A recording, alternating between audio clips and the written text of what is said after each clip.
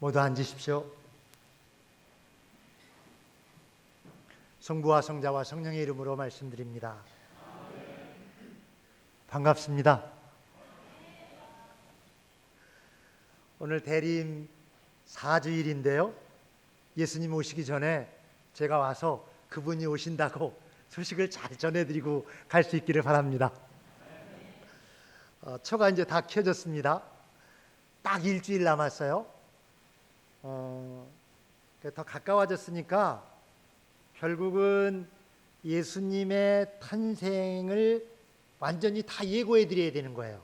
이제 준비가 다 끝난 겁니다. 오늘이 지나면 성탄만 오면 됩니다. 전통적으로 성탄을 준비하는 세 가지 준비가 있어요. 첫 번째는 뭘까요? 성탄이 오려면 이러니 저러니 해도 마리아가 임신을 해야 됩니다. 그래야 성탄에 예수를 낳을 수 있을 거 아닙니까? 예수님 탄생일이 12월 25일이니까 언제 예수를 임신했는지 아세요? 남자들은 잘 모르죠. 이게 역산하면 3월 25일이 마리아 수태 고지일입니다. 그래서 잘 요새는 평일 그런 거 잘 안 지키지만 3월 25일이 꽤 큰 축일에 속하는 거예요. 이렇게 보면 성탄은 그때부터 시작된 겁니다. 우리는 뭐 아직도 잘 준비가 안 돼 있지만 마리아는 그때부터 이미 성탄을 시작하고 있었다.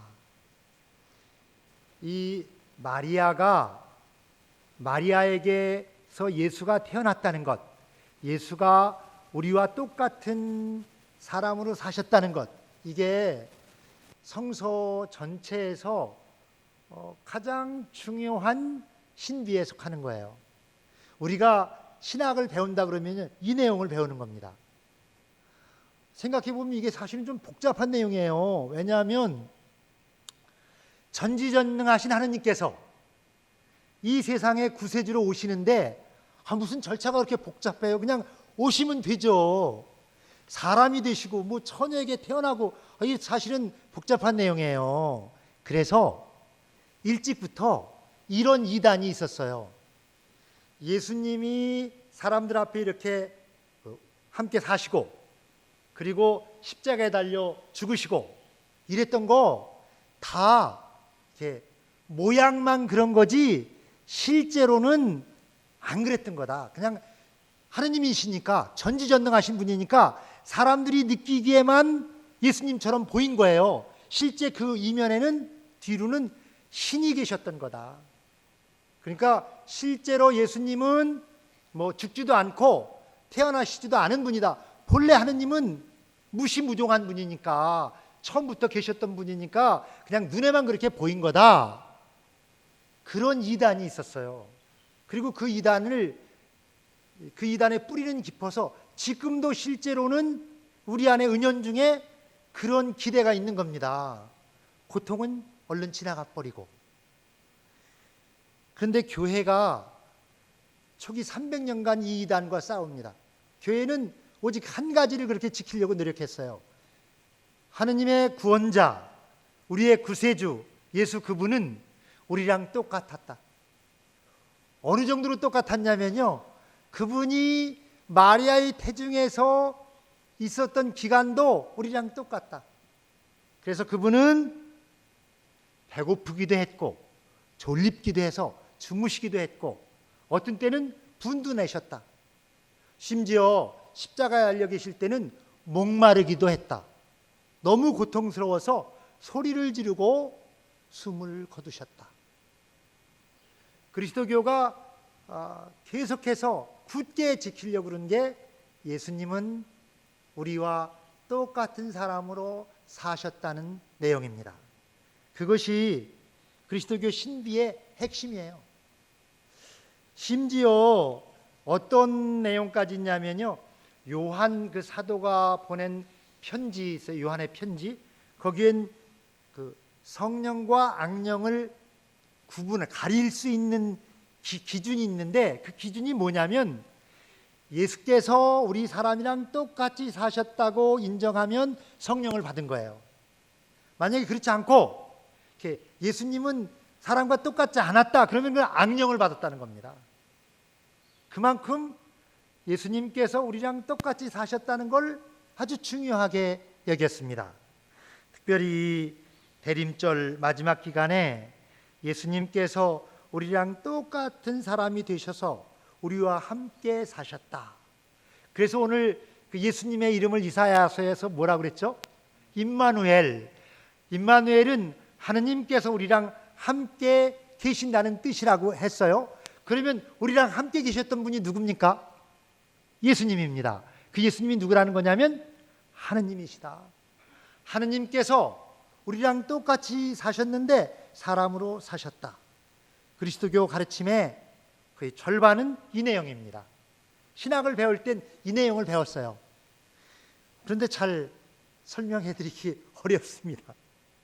하여간 이 정말로 중요한 내용이다.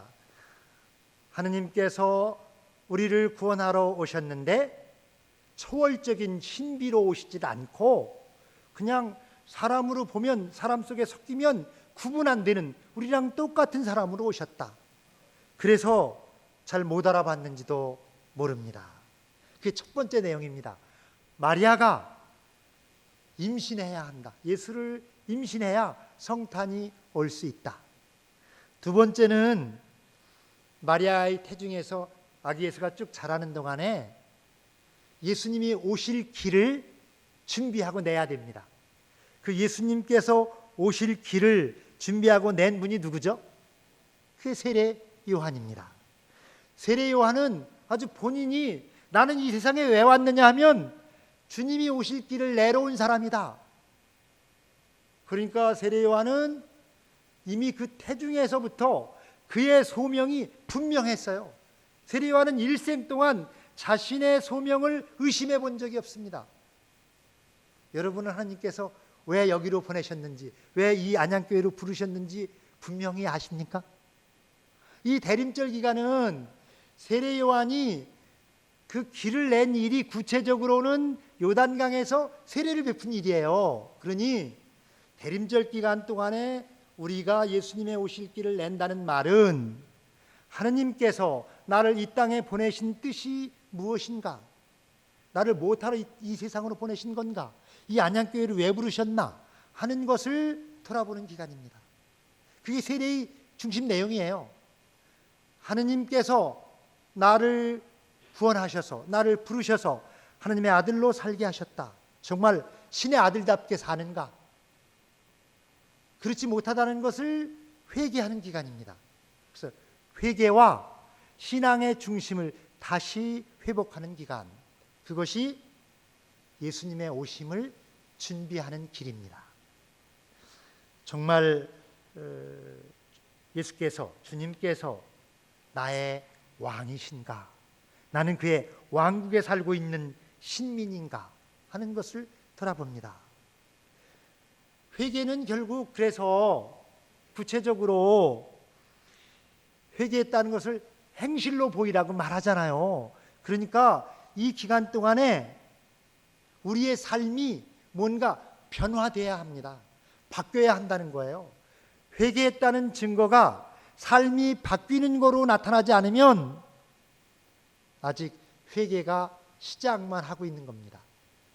그래서 구체적으로 욕심도 비우고 고집도 좀 내려놓고 화도 좀 풀고 그래서 마음을 비우고 그래도 예수님이 오실 방이라도 한 자리 마련하자는 겁니다.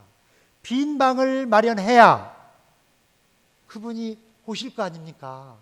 그 성탄의 아주 중요한 복음 말씀입니다. 빈 방이 없어서 마국간으로 내려가셨습니다.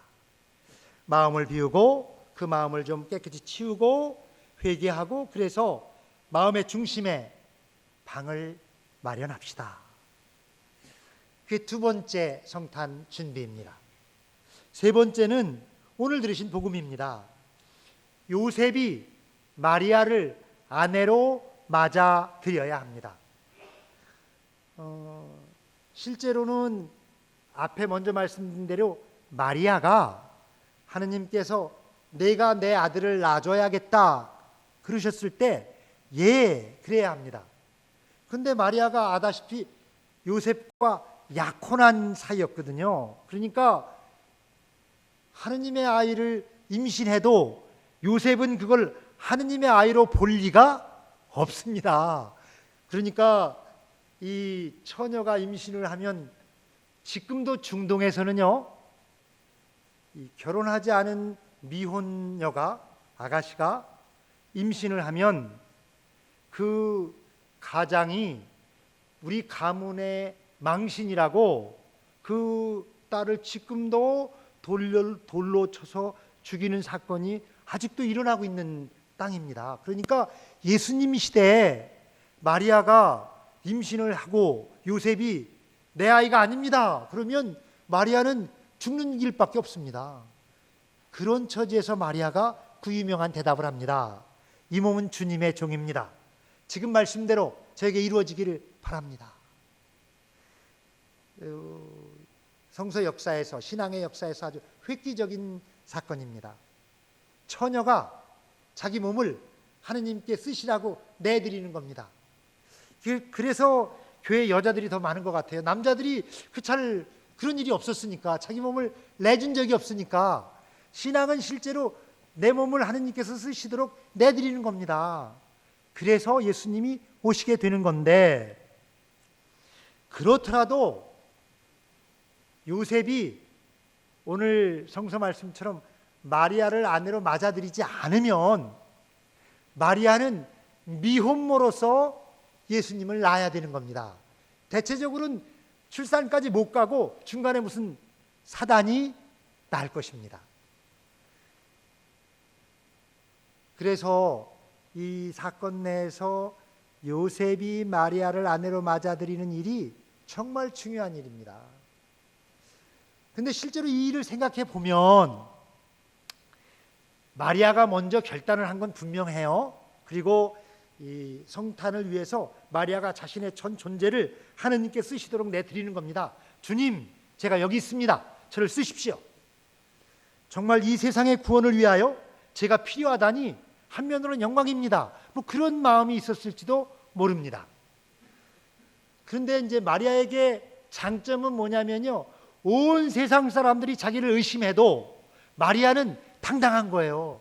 자기는 하늘을 우러러 부끄러울 짓을 하지 않았으니까.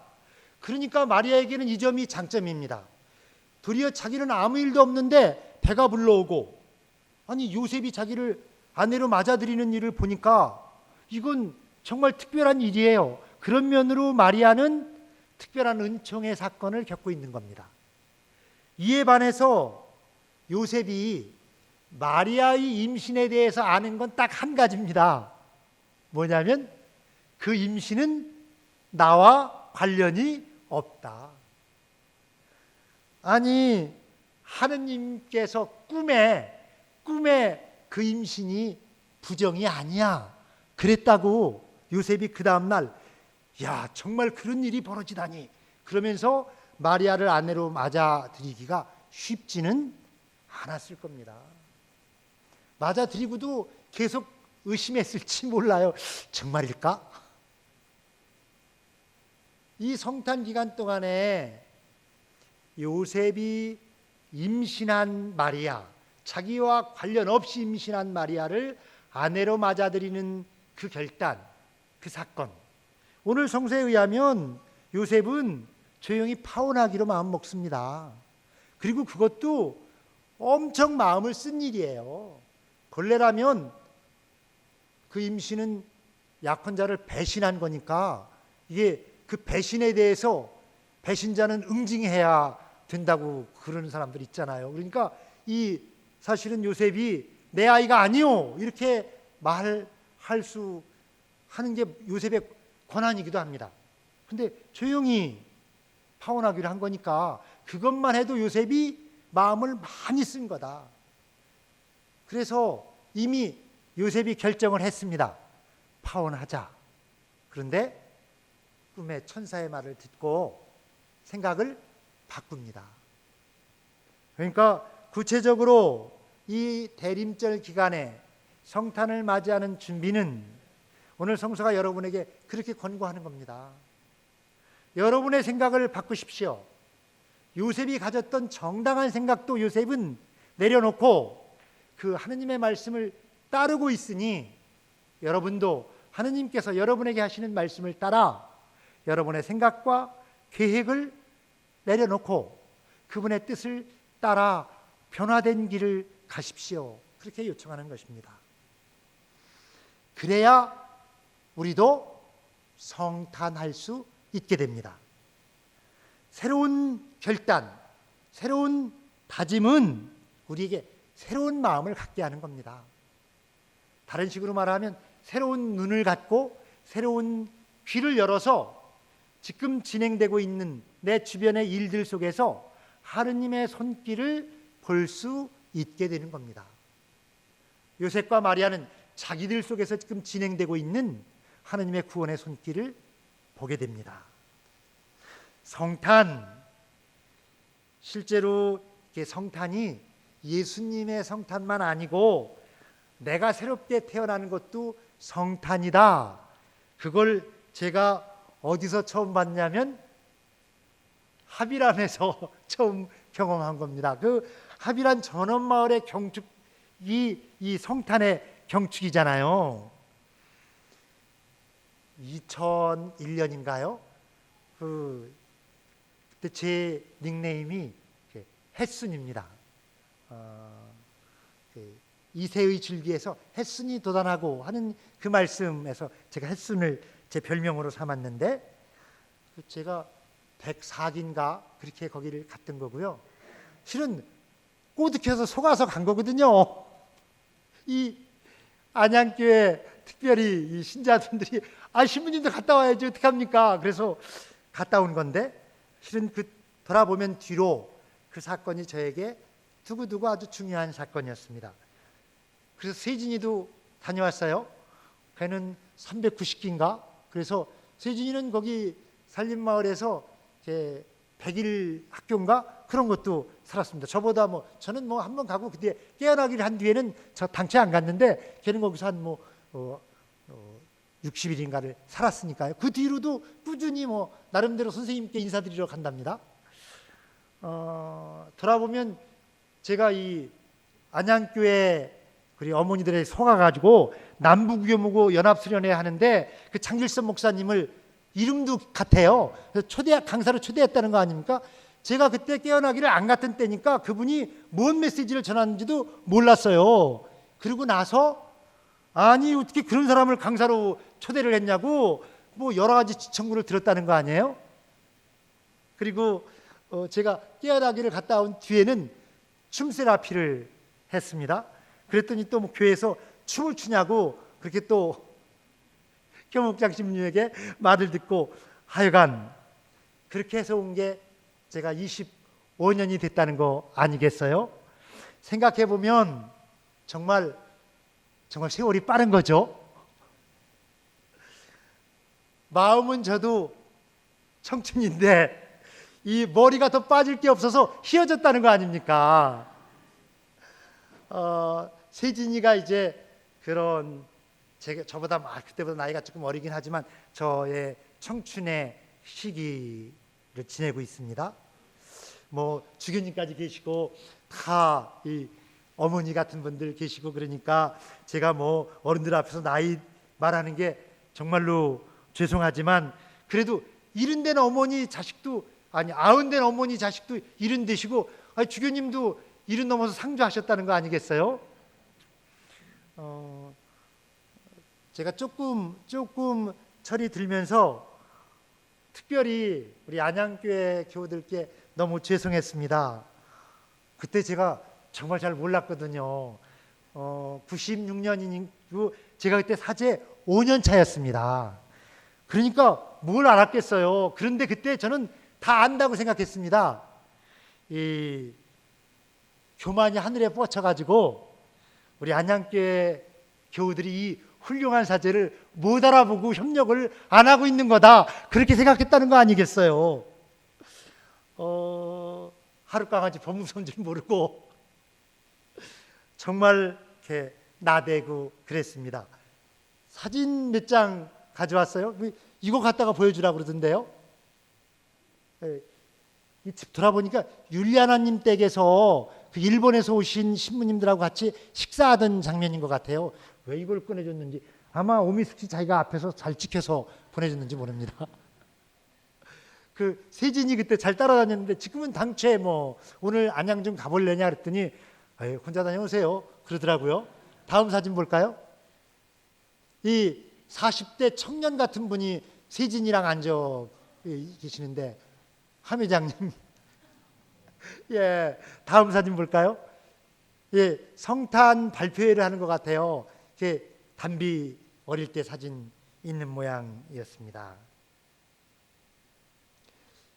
내선동에서 관양동으로 새성전을 건축하고 축성했을 때 감격스러웠는데 돌아보니까 제가 다시 어디서 그런 감격을 맛보겠습니까? 그런데 그때는 사제분 늘 그러는 건 줄 알았어요. 윤 신부님도 뭐 몇 번씩 성당 짓고 그러니까 저는 그냥 사제는 뭐 그래도 한두 곳에서는 다 이런 일을 몇 년마다 한 번씩은 하는 건가 보다 그렇게 생각을 했습니다. 정말 그 모든 교우들께서 마음을 써주시고 모아주시고 정성을 모아주셔서 그런 감격을 누릴 수 있었는데 오기 전에 몇 가지 이렇게 쭉 보면서 함신라님 떠올랐습니다. 예, 참 애를 쓰셨는데 얼마 작년인가요? 상엽인가 그 결혼식 할 때도 하여간 그 아이들이 쌍둥이들이 다 큰 걸 봤습니다. 아침에도 뵀었는데 제가 떠나기 전에 그 여문이 클라나님, 조엘레나님, 그 아드님, 남편 사고 정말 그 황망한 장례를 치르고 지희하고 찬영이가 뭐 지금 다 청년이 돼 있다고요. 얼마 전에 그 조항재 회장님 와서 장례 같이 치렀는데 클라라 어머니 정말 건강하십시오. 심 마르다 하셨나요? 사모님 그 시어머님 저한테 막 와갖고 며느리 막 흉보면서 편들어 달라고. 정말 클라라 어머니 참 며느리로 오래 사셨습니다. 그 옆에 계시는 헬레나 어머니 뭐 바나바님도 건강하시고 정말로 아주 건강들 하십시오. 돌아보면 영등 그 안양교회 포리카 회장님, 주한산 회장님, 유다 회장님 뭐 다 삼총사 같은 분들 여전히 아주 건강하시고요. 뭐 베드로 회장님도 있고 여러분들 그 아이들 많이 생각났어요. 이렇게 청년들 다들 아까 들을 때 보니까 그 누구예요? 뭐 저 민주 아이들 그리고 주위 애들 4명씩이나 되는 거 보면서 저 뭐 다 하영이도 정말 반가웠습니다. 예, 다 뭐 광수, 손영이, 의창이, 민창이 또 하균, 김하균 부제는 뭐 같이 성직 있고 뭐 함클라라 사제는 거의 뭐 맘먹을 정도고요. 아니 그때 혼 상태에 있었던 로렌스 그 수사 사제님은 지금도 이 수도원을 굳건히 잘 지키고 있고요. 이건 여러 사람들 생각났어요. 화인이, 자인이, 태환이, 지영이, 송이문이, 경식이, 대식이, 숙령이, 운영이, 뭐 준병이도 그렇고 뭐 영재, 그 찬성이, 찬준이는 왔어요? 안 나오죠? 잘 말 안 들어요. 영은이 뭐 생각났고 그 김이삭 아들 대식이는 어딨나? 그 대식이도 생각났습니다. 하여간 그 정말 모르는 얼굴들도 많고 정말 실제로는 더 모르는 얼굴들이 많아야 되는 거죠. 이게 훨씬 희망적인 거죠. 정말 다시 한번 교우 여러분께 감사드립니다. 돌아보니까 정말 행복했던 시절이었어요. 교우 여러분께서 무던히 참아주시고 받아주셔서 제가 여기까지 올 수 있었습니다.